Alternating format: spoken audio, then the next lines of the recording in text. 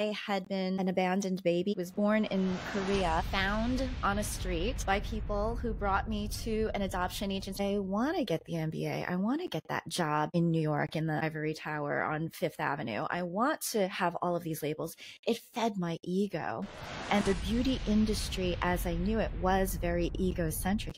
Consumers are treated as dumb. It's like they don't know what they want. We're just going to tell them what they want and what they need. Or it's just like, yeah, if we tell them that they've got a problem, they're going to believe it. Let's just do it for the money. Let's just convince people that they need us. Let's get them to buy more than they really need. Let's get everybody to feel FOMO. Let's get them to feel like if they've got a zit, then they're unworthy and they need to fix that. They're broken. I was so much part of the problem. And now I really want to do whatever I can to be part of the solution. Welcome to Meaningful, Marketing, Mentoring, Mattering, with me, Joseph Alcantara. Together, we'll uncover the power of purpose, experience mentorship magic, unpack ways to make a difference, and find transformative journeys as a community. Welcome to another episode of Meaningful, Marketing, Mentoring, Mattering, with me, Joseph Alcantara. And today's episode is going to center around the theme, beauty isn't what you think it is. And today, I'm joined by a very special guest who's a very credible resource on this topic. She is Jennifer Norman. She is a beauty entrepreneur, award-winning author, mentor, philanthropist, podcast host, and single special needs mom. She founded the Human Beauty movement, a B Corp certified, purpose-driven company that sparks change through mind, body, soul well-being. Her award-winning beauty brand, Humanist Beauty, offers clean, conscious, cruelty-free products that elevate the mindfulness of the everyday beauty ritual. Prior to founding her company, Jen spent 25 years in the beauty industry, working for companies such as L'Oreal, Victoria's Secret, Neutrogena, Stila Cosmetics, Derma-E, and a whole lot more. Jen is a Korean-American adoptee and the single mom of a boy living with severe chronic illness and disability. Her heartfelt personal story illustrates why she is such a champion of those who have been marginalized and underserved. Jen is also the author and publisher of the award-winning children's picture book series, The Adventures of Super Captain Brave Man, which helps demystify disability for kids and families. Joining us from Los Angeles, California, please welcome to the podcast, Jennifer Norman. Hi, Jen. Hello. Hi, Joe. It's so great to be podcasting with you today. I can't wait for our conversation. Well, I'm super excited. It's like after reading through your profile and digging deeper into who you are, I was like, oh my God, there are like a lot of things that I want to learn from this podcast and learn from Jen herself. So let's dive right in. I'm sure that all the audience will also learn a lot from you. So let's start from the very beginning. I usually ask all my guests the same first question, and that is, what is your meaningful life story? Take us back to that quick summary. Beautiful background. Yeah, I will try to keep it short because your intro was pretty extensive, and I appreciate very much that warm welcome. I say that my meaningful backstory is really one that has galvanized my love for compassionate living. Because I had been an abandoned baby, and I was adopted by a family. I was born in Korea, found on a street by people who brought me to an adoption agency. So I automatically think that my life started with grace. I really feel like my life has just been a blessing, and it's been really all of these interesting stories about just this wonderful opportunity for humans to really kind of come in and show me the way and save me. And then the way that I can do that for others. Once I was adopted, I moved to New York with a white family. And so I was brought up by a mother who was British. My father was American. The most loving angels on earth. Seriously, they were just so delightful. They had three of their own children and then wanted to save the world one child at a time. So they not only adopted me, but then a couple of years later, they adopted my brother and sister from Vietnam. And so there were six of us. I say that we were like the food of all nations, just like, I had a sister with blonde hair and blue eyes. And the interesting thing is that, yeah, it was really a life lesson in diversity appreciation from a very early age. And so I think that from that start, it really just spawned in me this understanding of, a lot of people have really interesting stories that we don't know about. You can't really judge a book by its cover. And the important thing is to dig a little deeper. It's really to, see what people's story is and then see where those connections are, because we all, are here to support and love each other. And so that's it in a nutshell. Wow. That is one of the most meaningful origin stories I've heard. And you have actually lived the concept and meaning of diversity, equity, inclusivity, and belonging before the concept became very mainstream. Before it became very vogue. I know. It really truly was. And because I have that lived experience, it is very authentic. It is very personal. And it is something that to me is not just a label. It's not just marketing. And so we can talk a little bit more about that. Yeah, so let's dive into marketing then, because seeing how you have grown within the beauty industry, but having that background, which is very purposeful, meaningful, and you had grace from those people who nurtured and loved you. I've seen that you have applied that cause, that meaning in everything that you're doing. So how did that actually happen? How did you mesh that together? Was it purposeful? Was it intentional?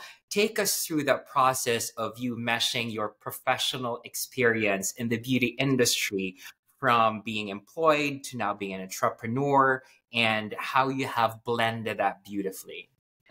Yeah, I will say for me, it was truly a lifelong journey. It wasn't something that I think was a very linear, directive approach. It was me recognizing at an early age that I was welcomed into a family, into an environment from which I instantly knew that there were very good people and everything that was being done for me was being done out of love.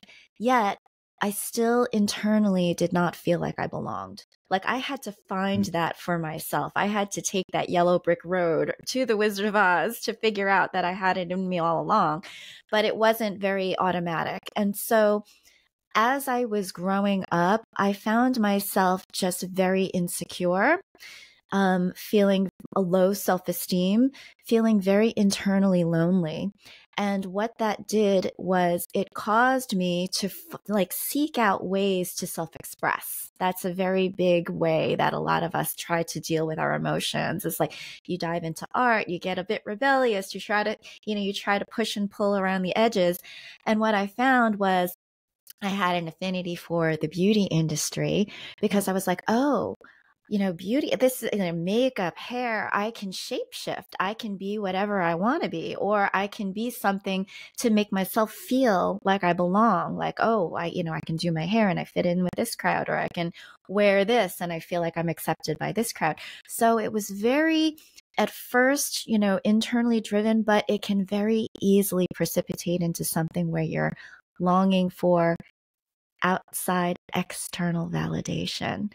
And so interesting that I would find myself working in the beauty industry for 25 years, doing all of that marketing in the same way that I fell for the marketing when I was young, when I was a teen. And maybe it's because I knew that deep down inside, something subconscious really caused me to kind of flip over and be like, okay, I know how to do this. I know how that game is played. I know how to make people want to desire glamour and coolness and fitting in and looking the part and putting on an air, being a bit performative.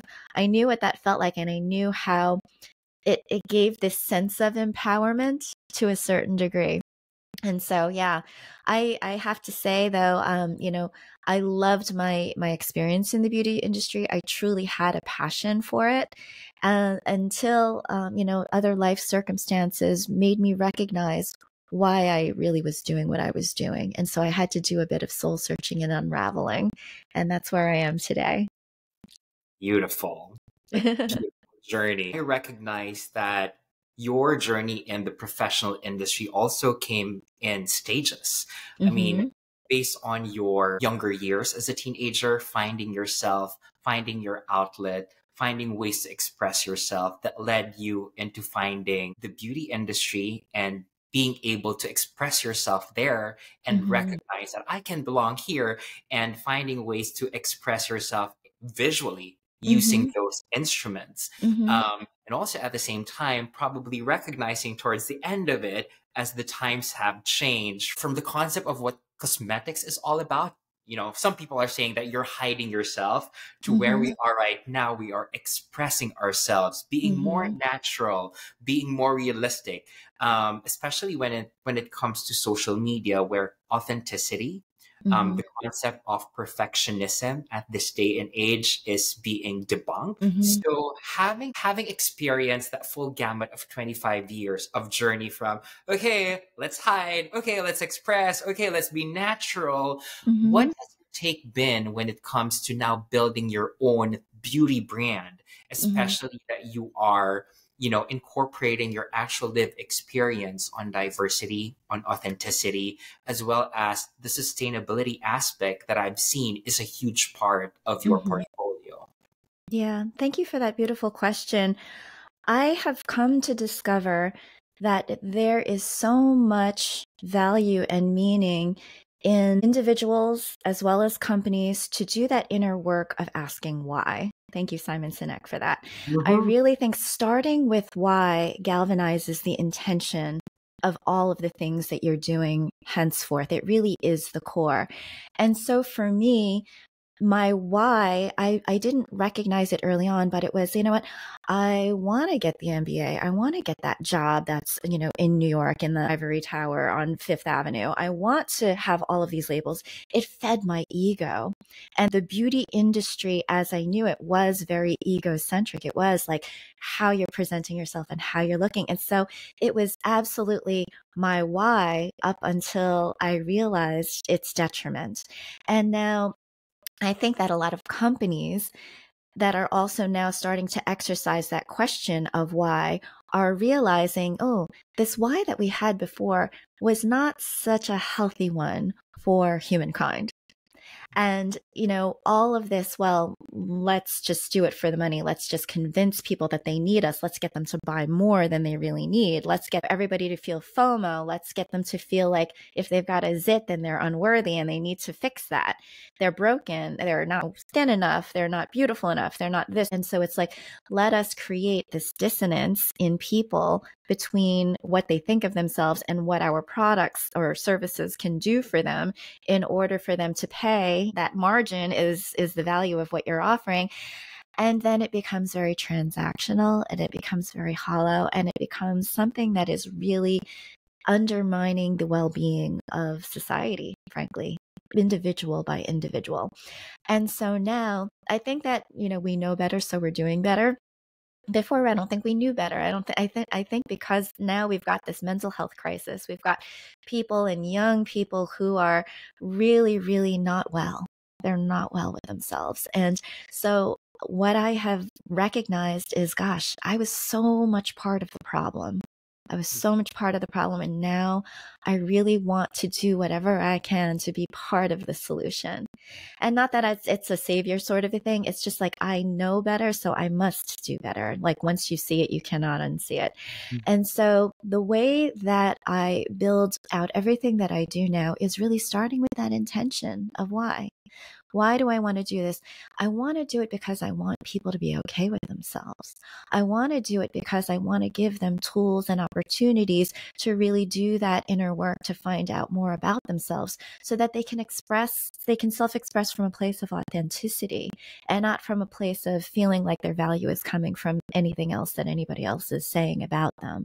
I want them to feel like they have control and that they're not on this runaway train, which social media kind of can be, and the beauty industry can be, is like this runaway train of gotta have more, gotta do more, gotta be more. No, you're actually perfectly okay the way that you are right now. However, if there are things and opportunities to build joy, to surround yourself with things that you love, to do the things that you want to do, that is the emotion that I want you to feel every single day, as much as you can. It's not going to be like that all the time, of course, because we're human.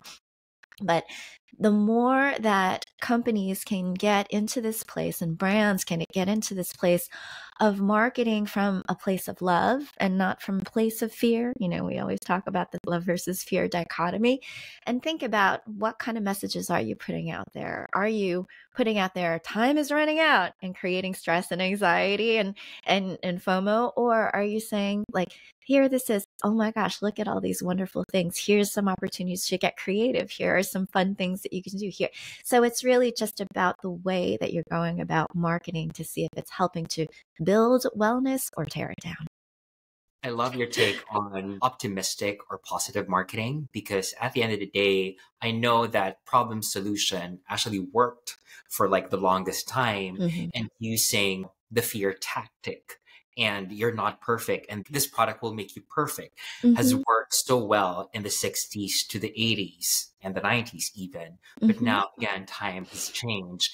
And then I really appreciate how you value of asking your why first and then transitioning and applying that to what you're doing as an entrepreneur. It's quite challenging for me to think that if you're someone in the beauty industry and you are, selling products to make people look beautiful on the surface, because we have different concepts or meaning of beauty, right? Especially the generational meanings of it. But to your point earlier, I just read a recent study that Gen Zs and Gen Alphas are the most lonely generation, thanks to social media, because they would have to compare themselves all the time, and data is so democratized. They would realize that I am not enough across all the facets in my life, physical being one of them. But we now know that beauty isn't really what you think it is, because it's not always on the outside, it's also on the inside. But a Gen Z and a Gen Alpha would probably not realize that earlier on, because they need to have more lived experience. So now, if you will be marketing a beauty product to this generation, knowing that you are trying to redefine the concept of what beauty really means, which to your point is about finding joy, finding more meaning, expressing yourself.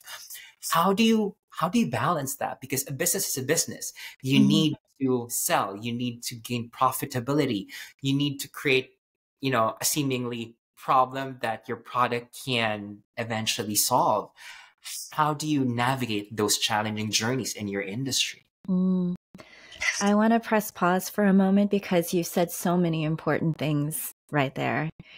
The fact that we have generations of young people feeling lonelier than they ever had, feeling isolated and insecure. I mean, I resonate with that because that was me.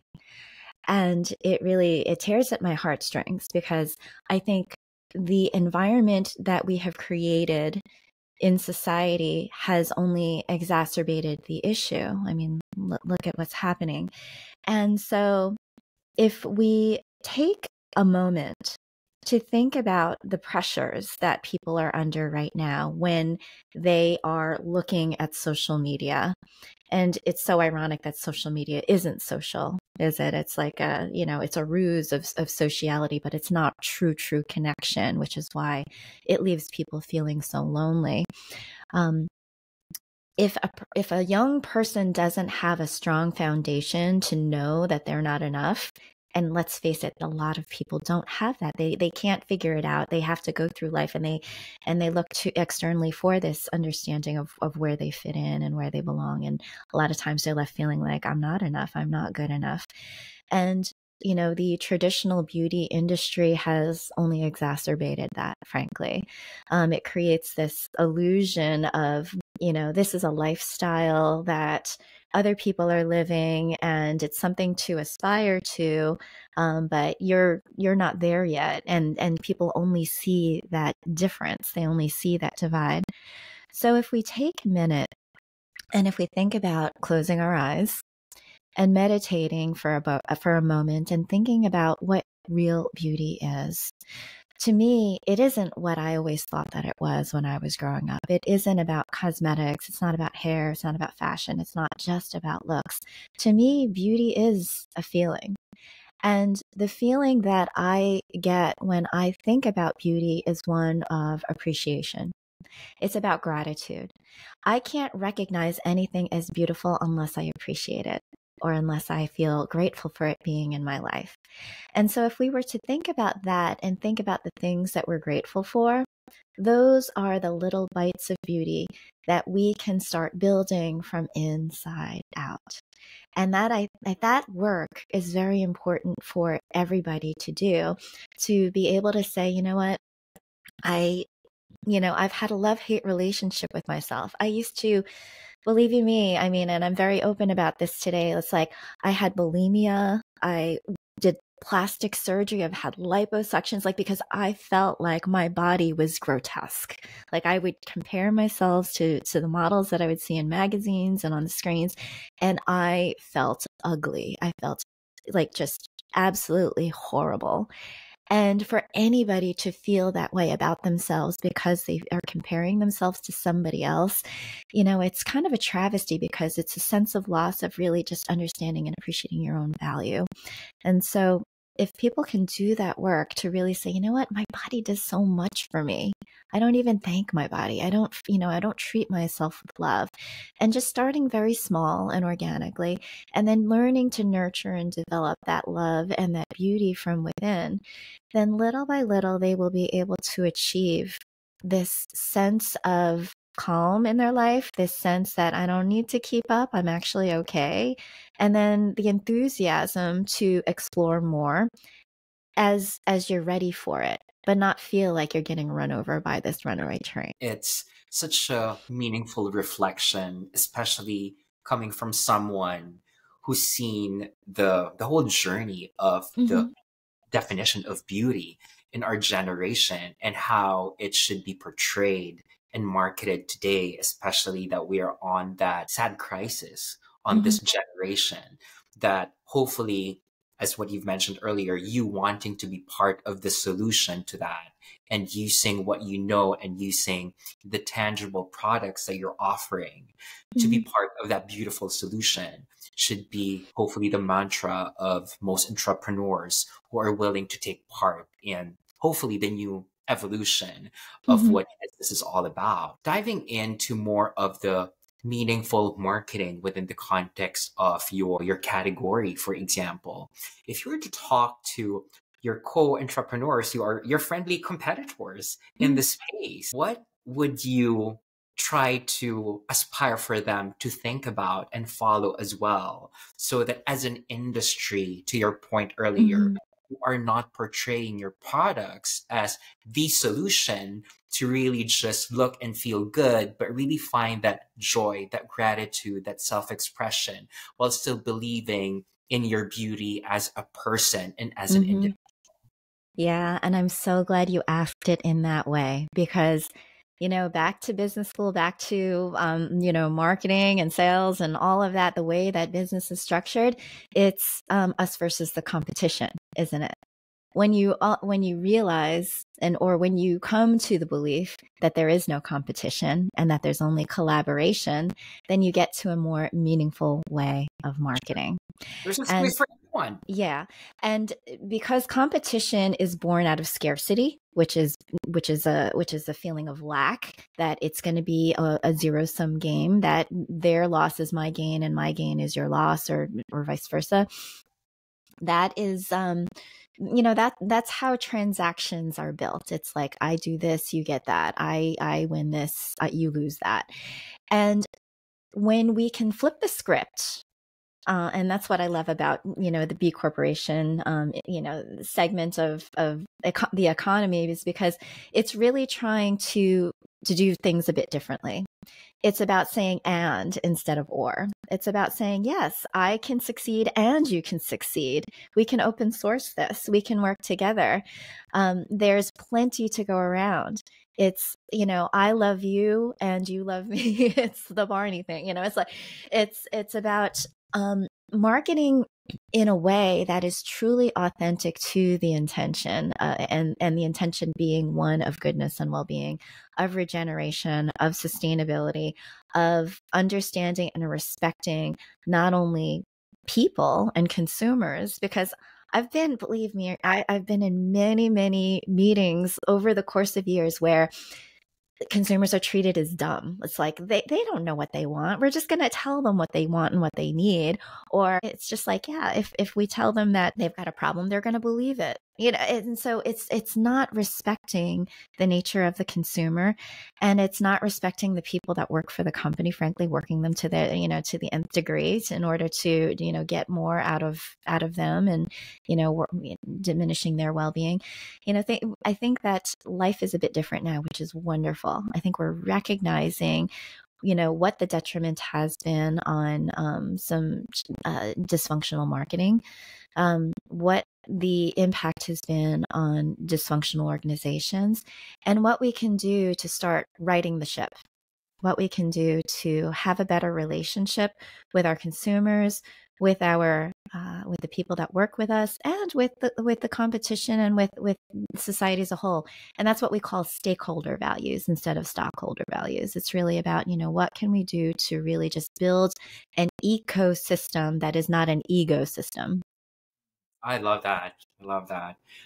That's great advice, especially for everyone working in one industry, to collaborate and work together as opposed to directly harmfully compete. Because I fully agree with what you said. There is a seat for everyone. It's such a huge table that we can all share and be part of. Because I personally believe in the power of mentorship as well.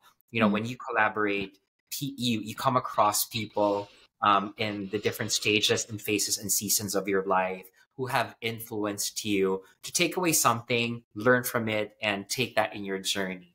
Do you have mentors or influences that allowed you to be where you are right now? And what were the greatest lessons that they've learned from these beautiful influencers and mentors that you had in your life? I would say the mentors who have come across my life came at exactly the right time.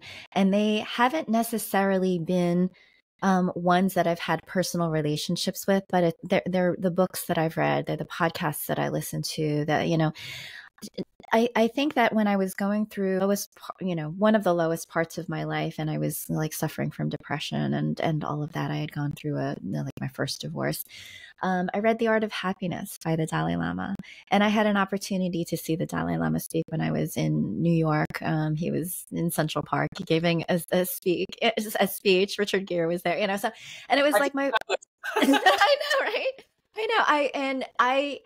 It's so interesting because back then I was still like on my journey, and it was really like, I didn't embrace Buddhism. I almost thought that like Buddhism was a cult. It was definitely like I had a different frame of mind, being at the time like very Catholic and then born again Christian. And so Buddhism to me was a little scary, but it opens a door to the philosophies of spirituality. It opened the doors to things like respecting every little creature that like walks the earth, and just really feeling in harmony and more balance. It was really a beautiful way of seeing things differently, and really thinking about happiness, because up until that point I think I conflated happiness with having more. Like, oh, as soon as I make this amount of money, then I'll be happy. As soon as I get that XYZ, then I'll be happy. I didn't realize that happiness was something that was our birthright, and that all of these things that we start convincing ourselves, like from a, just from a subconscious perspective, is like, those are the things that make you happy. You can be happy if you choose to be happy. And so, things like that. And then afterwards, it really kind of opened up the door to understanding like a higher level of consciousness of I've probably heard every single Super Soul Sunday from Oprah Winfrey. I've listened to that, like thousands of Abraham Hicks talks. And so like I've really become more of a student of thinking about life more meaningfully than just the physical, which has been pretty cool. 200%. I love we have a lot of similarities to the podcast, to the books, and the people that we look up to, and how we can find ways to apply that in real life. And what really struck me the most, to what you also mentioned, is like happiness is a choice. It's a choice that you make every single day, which I think should be more like, hopefully more people will be able to adapt, understand, and really walk in their lives, because it makes a massive difference. And having seen what you are doing every single day, because beauty is just one of the aspects of the many things that you are doing, right? You're wearing a lot of hats. What do you look forward to doing in your, just to go on the lighter side of things, in your everyday? What fuels you? Walk me through a day in the life of Jennifer, and how you choose happiness and apply that in all the roles that you play on a daily basis. Oh my goodness. Yes. I think that I've come to a place where I've finally, healed a lot of the wounds that have, not all of them, certainly, but certainly there were, a lot of things that I wasn't okay with, internally. And I have, through some inner work and from understanding that, the happiness is a choice, and a lot of people choose to be miserable and they don't even realize it. They think that it's because of their boss or because of their job or because of their parents, or, that, their lives are miserable.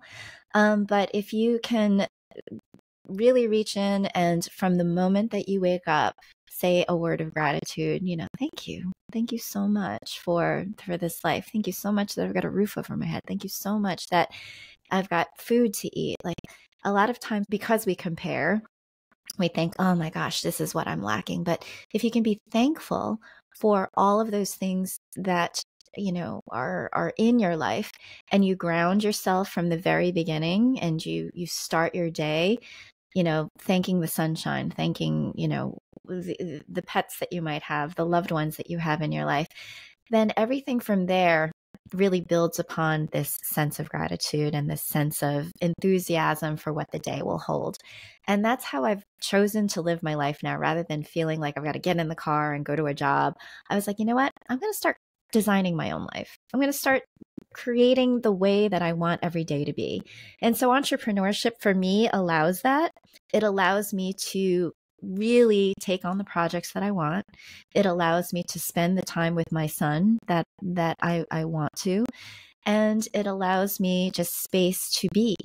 And I feel like that is really my intention all the time. And then if I can contribute to society in a positive way, if I can help others feel good about themselves, remind them that they are supreme beings that are just, incredible bouts of light, and remind them of their power. If I can show young people that they are special and that they're important and that they've got so much potential in them, so that they can grow up to be the most extraordinary and amazing adults, and become leaders that can lead with empathy, then I think I'm doing my job. And, I let the projects be what they are. And it's just extraordinary how the universe has been able to bring me and magnetize, these wonderful, soul fulfilling initiatives that, that really feed my soul and make me really thankful for the work that I can do. Love it. Building on that beautiful thing that you've mentioned about hopefully being able to teach the younger generation this kind of beautiful work in progress, living your best life approach on a daily basis. If you were to talk, let's do it two ways. If you were to talk to the 18-year-old Jennifer back in the days and the 18-year-old people who are listening to this podcast right now, who are experiencing what we've discussed earlier about loneliness, depression, or being trapped because of perfectionism and comparison, what would you want to tell them? Yeah, my 18-year-old self was a very lost girl. She really was. Tiger girl, just all of those things. And so I would probably tell her to spend more time just really, reflecting on the fact that everything always works out your way. Everything always goes your way. Everything always works out, and everything is going to be okay.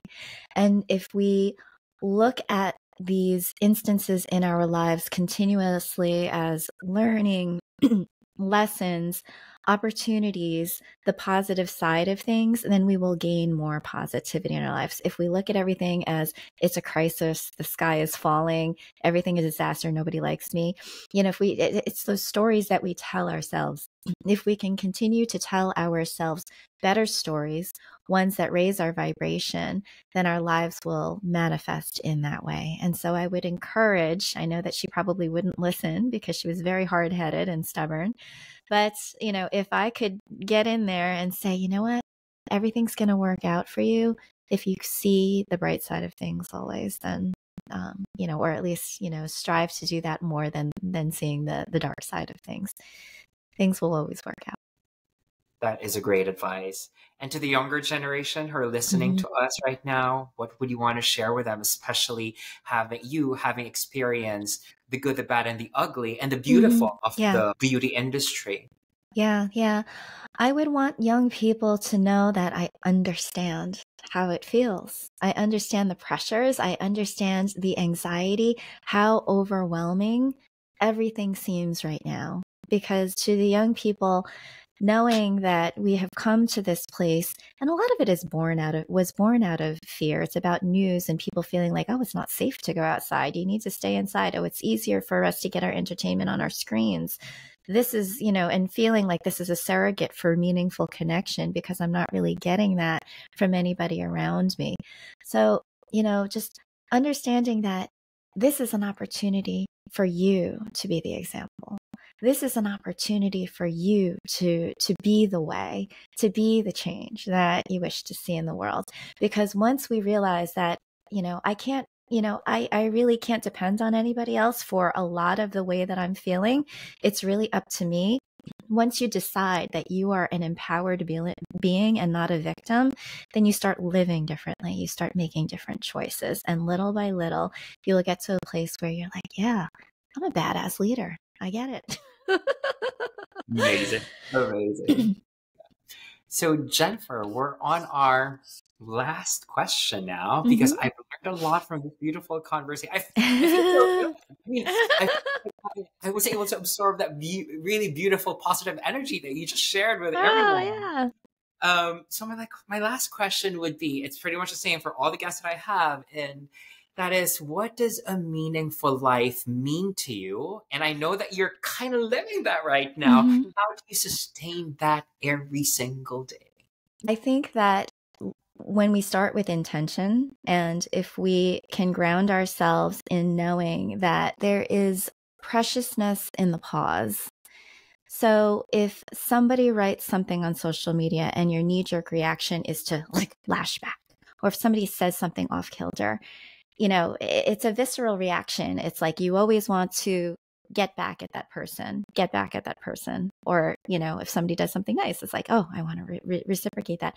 But there is so much power in the pause, so that, you can choose in every aspect of your life to either be bitter or to be better, and always choose to be better. And once you make the cognitive choice to say, you know what, I'm actually going to let that go. I'm going to choose to be better because I don't want to live this way. I don't want to feel that way. I don't want to like harbor at me and say, oh, I should have done this, or what if I did that? And you replay these moments in your head about what you wish that you did, or if you can just like let that go and say, you know what? I'm going to live my own life and I'm not going to react to everything that is happening to me. That is a meaningful life. When you can deliberately be in control of what your actions are going to be and choose the better road and not the bitter road. I would say that that is the epitome for me of living meaningfully. Beautiful. Thank you so much, Jen. That is amazing. Now I want to give you the floor to share to the audience how they can, because I'm sure that they have more questions. They're inspired by all your beautiful stories. How can they reach out to you? And if there are, products, platforms, events that you would want to promote, the floor is yours. Thank you so much, Joe. Yes. I am the founder of the Human Beauty Movement. You can find the Human Beauty Movements pretty much everywhere. You can Google us and you'll find us on our website, on social media at the Human Beauty Movement. I also have a product line, which is really a way to round out your ritual of love and self-expression. It's called humanistbeauty.com, and that's also everywhere on social at Humanist Beauty. And if you have children or if you have, young siblings in your life, wanting them to understand people with different kinds of abilities is a very powerful thing. And opening these conversations to help destigmatize disability at an early age, I feel is important. As a mom of a boy who is fully disabled, I'm very passionate about that. So check out supercaptainbraveman.com as well. Thank you so much, Jen. This is a beautiful conversation, and I hope that everyone picked up something from it, be inspired by it, and live their lives beautifully within the context of what beauty really means. Thank you so much, Jen, and see you again next time. Thank you so much, Joe. Namaste.